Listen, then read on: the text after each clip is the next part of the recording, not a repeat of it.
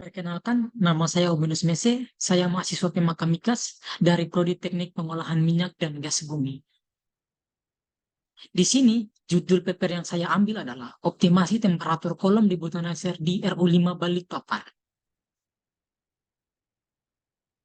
Nah, kolom di Butanacer yang saya ambil merupakan kolom distilasi yang digunakan pada unit fraksinasi untuk memperoleh butan sebagai produk atas yang akan dijual sebagai LPG dan produk bawah berupa senyawa reformat yang akan digunakan untuk menambah angka oktan pada bensin.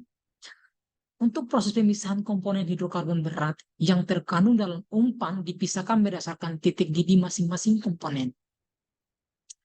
Optimasi. Nah, untuk pada kolom debutan seri ini, yang saya optimasi adalah meningkatkan hasil produk bawah atau yield produk bawahnya. Yang kedua adalah meningkatkan kemurnian produk. Untuk tabel of content-nya, yang pertama ada introduksi, ada diskusi, ada observasi data, dan kesimpulan. Nah, di yang pertama ada introduksi. Di situ ada nanti saya jelaskan tentang background, konsep, dan konteksnya. Nah, teman-teman atau bisa dilihat pada gambar yang saya tampilkan, uh, dari tahun 2018 sampai 2022 itu peningkatan permintaan BBM itu lumayan meningkat.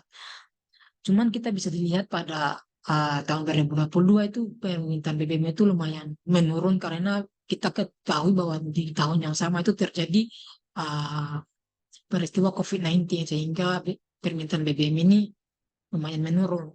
Cuman hal tersebut lumayan gede kalau diukur berdasarkan skalanya, sehingga diprediksi bahwa untuk tahun-tahun ke depannya itu permintaan BBM ini lumayan meningkat karena bisa dikatakan bahwa ke depannya itu COVID-19 ini sudah mulai reda gitu. Nah, oleh karena itu saya mengambil optimasi kolom di Butaneser karena dalam proses pembuatan BBM atau bahan bakar minyak ini peran kolom di Butaneser ini lumayan penting atau sangat penting dalam proses pembuatannya. Nah, oleh karena itu saya mengambil optimasi kolom di Butaneser. Nah, untuk gambar yang saya tampilkan atau grafik ini juga adalah bukti bahwa dari tahun ke tahun itu proses atau permintaan BBM di Indonesia ini lumayan meningkat seperti yang saya sudah jelaskan sebelumnya. Nah, untuk challenge-nya itu yang pertama, ada apa penyebab penurunan efisiensi kolom debutan Nasar? Yang kedua, cara mengoptimalkan efisiensi kinerja kolom debutan Nasar ini. Yang ketiga, bagaimana perbandingan performa sebelum dan sesudah optimasi. Yang berikut adalah observasi data. Nah, data yang saya peroleh ini merupakan data yang saya ambil secara langsung atau di tempatnya. Nah, untuk tempatnya itu di PT Kilang Pertamina International Persero Refinery Unit 5 Balikpapan.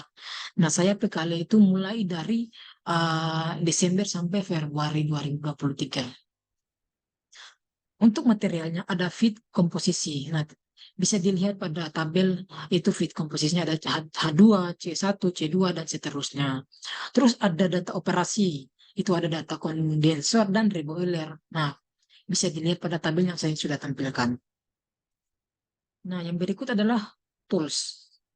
Untuk data desain kolom, ada diameter top, diameter bottom, temperatur bottom, dan seterusnya. Nah, seperti yang saya sudah tampilkan pada tabel di slide.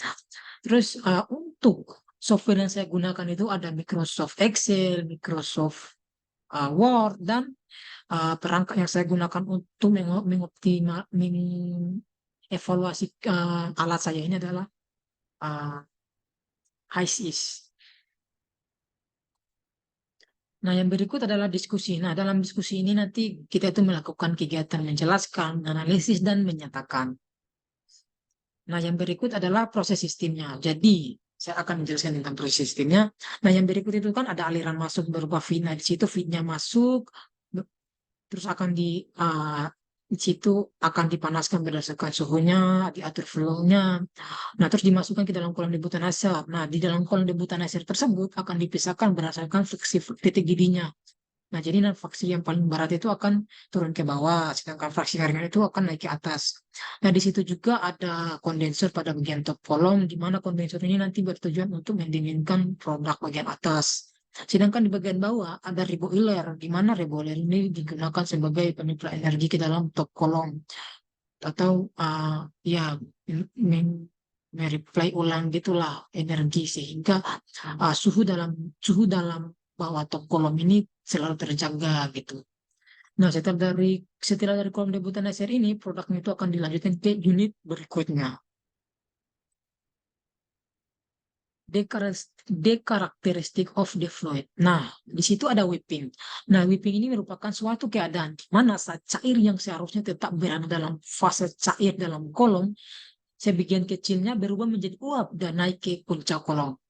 Nah, sedangkan ada flooding juga. Nah, flooding ini merupakan kebalikan dari whipping atau tangisan di kolom debutan Neser. Nah, jadi saat terjadi whipping atau banjir, fase cair pada kolom terlalu banyak sehingga menghambat pergerakan fase uap. Hal ini mempengaruhi efisiensi pemisahan dan kinerja kolom.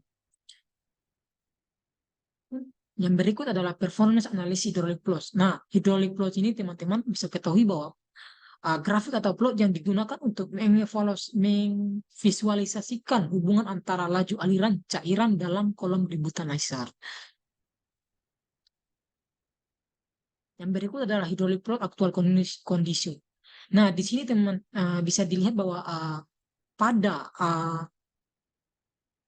tampilan hydraulic plot aktualnya itu tidak ada whipping maupun flooding yang terjadi, sehingga dapat dikatakan bahwa kolom kolom debutan Neser ini pada kondisi aktualnya itu sudah efisien atau bisa dibilang tidak terjadi gangguan apa-apa gitu.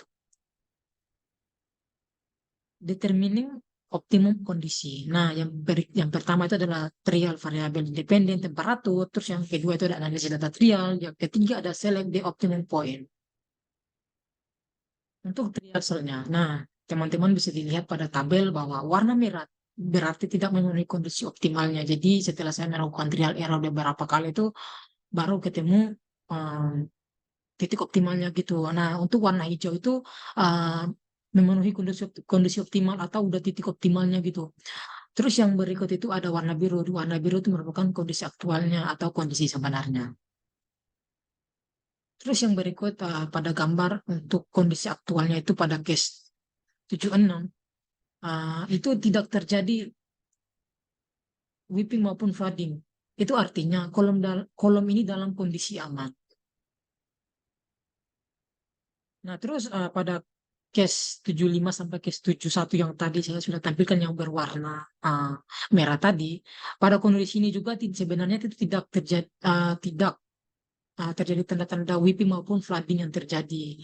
Sehingga menandakan bahwa pada kondisi yang tadi atau berwarna merah tadi juga kondisi uh, kolom ini aman atau bekerja dalam efisien gitu. Cuman karena masih bisa lebih ditingkatkan lagi efisiensinya itu, makanya saya tingkatkan lagi. Nah, di sini adalah pada case 70 itu terdapat kondisi optimalnya, di mana itu benar-benar produknya itu murni, terus kondisi optimalnya, kondisi operasinya itu stabil dan juga yield yield produk bawah itu yang didapatkan itu semakin banyak.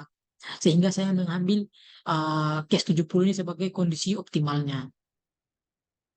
Nah, yang berikut pada grafik temperatur fans flow bottom. Nah, terlihat pada grafik tersebut bahwa dengan menurunnya suhu maka jumlah produk bawah atau produk dasar itu bertambah dan begitu pun sebaliknya. Yang berikut ada ekonomi analisisnya. Nah, pada perhitungan ekonomi yang saya lakukan untuk keuntungannya itu atau profit yang saya dapatkan itu sebesar 2.315,847 US dollar. Nah, untuk summary atau kesimpulannya itu yang pertama, dengan menurunkan suhu bagian bawah kolom dapat meningkatkan hasil produk bagian bawah. Yang kedua, dengan cara yang sama diperoleh juga efisiensi kolom yang lebih optimal. Nah, baik sekian dari saya. Terima kasih.